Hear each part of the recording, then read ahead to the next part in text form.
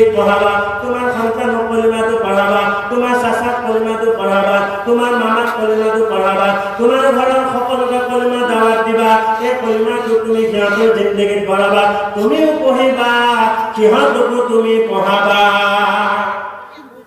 এক নম্বরে দিলে লা ইলাহা ইল্লাল্লাহ মুহাম্মাদুর রাসূলুল্লাহ। সাবা আমার প্রথমতে কইছিল লা ইলাহা ইল্লাল্লাহ, লা ইলাহা ইল্লাল্লাহ মুহাম্মাদুর রাসূলুল্লাহ। যেটা আমি একিনের সাথে বিশ্বাস করিলো, তার কারণে আমি কহিলো, তার কারণে আমার ওয়াদা আছে, তার কারণে আল্লাহ রাব্বুল আলামিনের ওয়াদা আছে। প্রথম দিনে কলিমা নিজেও পড়িবা, এই কলিমাটো যোনে নাজানে ইয়াকো তুমি পঢ়াবা, অর্থাৎ কলিমাটো তুমি ফেলে দিবা। কলিমাটো তুমি কি কৰিবা, বেলেগক দি দিবা। তো যদি আপুনি কলিমাটো দিয়ে, কলিমাটো আপুনি জানে আৰু বেলেগক দিছে, এটা হাদিস আছে বাল্লবা আনলে বলা আয়া, যদি এটা আয়াটো জানা, কুলহাল্লাহ জানা, তেন্তে তুমি এজন ভাই কোৱা, বোলে মই কুলহাল্লাহটো জানো, তুমি জানানে? বোলে মই নাজানো। তুমি এফালে আহা, মই তোমাক শিকাই দিওঁ, তুমিও শিকি লোৱা। তুমি এটা কুলহাল্লাহ জানা, তুমি তেওঁকো শিকাই দিয়া। লা ইলাহা ইল্লাল্লাহ জানা, তুমি তেওঁকো শিকাই দিয়া। তুমি এটা মাসলা জানা, তেন্তে তুমি তেওঁক শিকাই দিয়া।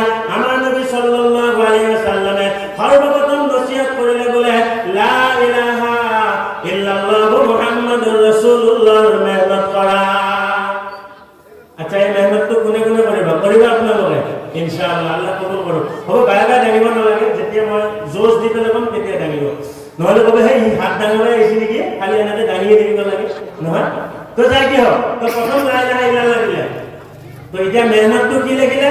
কোরআন শরীফত লাগিছে, শুনা, কুনতুম খায়রা উম্মাতিন উখরিজাত লিন-নাস তা'মুরুনা বিল মা'রুফি ওয়া তানহাউনা আনিল মুনকার।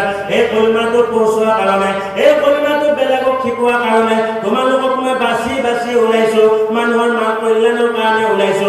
তোমালোকক বাছিছো যাতে তোমালোকে মানুহক সদায় ভাল দিহা দিব পাৰা, মানুহক যাতে ভাল কথা ক'ব পাৰা, মানুহক যাতে কোনো দিনাখন তুমি বেয়া দিহা নিদিয়া।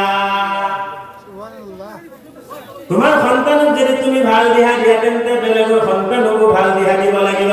তোমাৰ বিবিক যদি ভাল দিহা দিয়া, তেন্তে বেলেগৰ বাপেকো ভাল দিহা দিব লাগিব।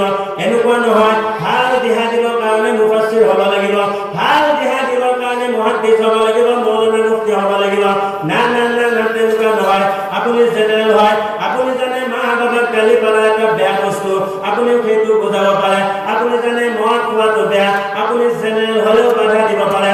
আপুনি জানে খুব বেয়া, আপুনি সেইটো যিহেতু জানে, আপুনি সেইটো আপুনি জেনেৰেল হিচাপেও বাধা দিব পাৰে। এনেকুৱা নহয় যে এইটো যিবিলাক আলিম আছে সিহঁতে ক'ব এইটো ভাল এইটো বেয়া, আপুনি পঢ়িছে, আপোনাৰ নলেজ আছে, কোনটো ভাল কোনটো বেয়া জানে, তো আপোনাৰ ওপৰতো কৰ্তব্য যে আপুনি এজনক কোৱা যে এইটো বেয়া, এইটো তুমি নকৰিবা, এইটো ভাল তুমি এইটো কৰা।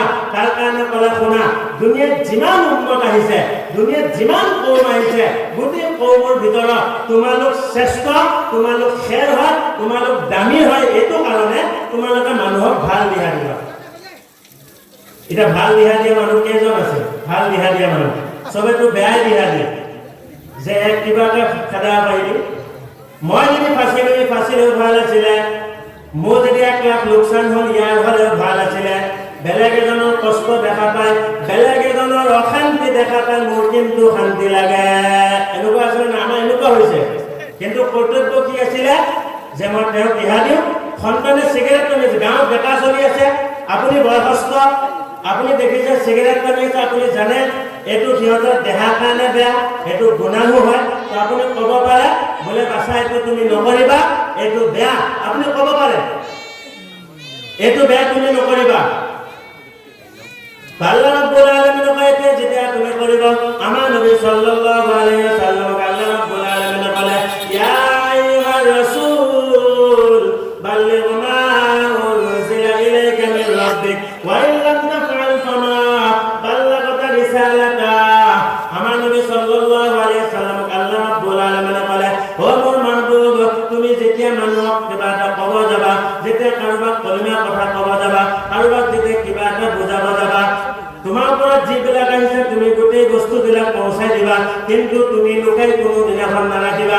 কিন্তু ক'ব যাওঁতে হয়তো কোনোবাই তোমাক গালি পাৰি দিব, হয়তো কোনোবাই পাথৰ মাৰি দিব, হয়তো কোনোবাই টান কথা ক'ব, তোমাৰ কি কাম নাই, তোমাৰ আৰু বেলেগ কি কাম নাই তুমি খালি এইটোকে কৈ থাকা তুমি সেইটো দুখ নকৰিবা আল্লাহ ৰাব্বুল আলামিনে কয় ওয়াল্লাহু ইয়াসিমুকা মিনান নাস গোটেই মানুহৰ লোকচানৰ পৰা গোটেই মানুহৰ গালি পৰা গোটেই মানুহৰ কষ্ট পৰা মই আল্লাহে তোমাক হেফাজত কৰিম কি কৈছে মানুহ কষ্ট হ'ব কোৱাৰ লগতে কোনোবাই বেয়া পাব পাৰে কৈছে বেয়া পালে তুমি দুখ নকৰিবা আল্লাহ কৈছে মই তেওঁলোকৰ পৰা তোমাক হেফাজত কৰিম তুমি যোৱাৰ পিছত হয়তো দুনিয়াত বেয়া পাব পাৰে তুমি আজি এই কামটো কৰি পেলাই মানুহ পৌঁছাই গুচি গলা একদিনাখন তেওঁ নিজে ক'ব যে অমুক মানুহজনে ভাই মোক ফজৰত মাত দিছিলে মোক অমুকটো বেয়া বস্তু পৰা বাধা কৰিছিলে কিন্তু আজি তেওঁ গুচি গ'ল আজি তেওঁ নাই সেই মই তেওঁৰ কথাটো কিয় নামানিলো আপুনি যোৱাৰ পিছতো আপোনাৰ দাৱাত চলি থাকিব